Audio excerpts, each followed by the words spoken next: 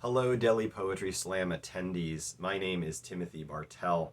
I'm a poet from California on America's West Coast. I currently live and teach writing in Houston.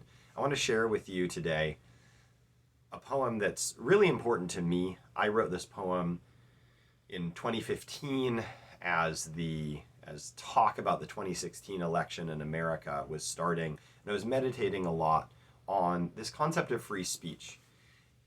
The First Amendment of the United States Constitution talks about how we, as citizens, have a right to free speech. And I was thinking about, what is free speech? We can define it politically, but I was thinking especially as a poet. I was doing a project where I was writing sonnets, and I was working on the technicalities of the sonnet, iambic pentameter, 14 lines, thinking about the structures and argumentative sections of a sonnet, and thinking about, is free speech something that is the speech that comes most easy to us? What's the freest speech? And thinking about writing the sonnet, and how when you labor at writing a poem, as you edit it and re-edit it and say and re-say things, you come to a point where you feel like you've now said it in the way that you always wanted to say it to begin with, but it took all that work to get there. And this led me to this line that begins the poem: the freest speech takes longest to be freed.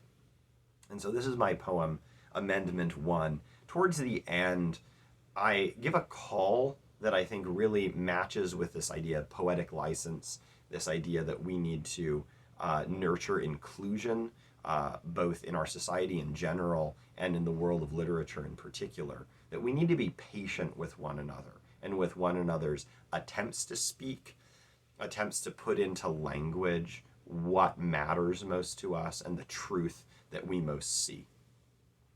Amendment 1.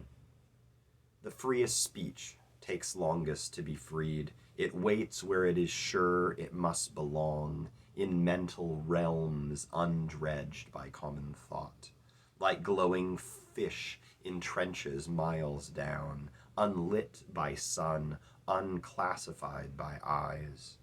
But glow they do, the self-illumined things, among the massive shadows of the deep, their power sensed in stillness or in sleep. I do not know the deepest speech in me. It may be anger, madness, or a song that waits beyond the bitterness of years.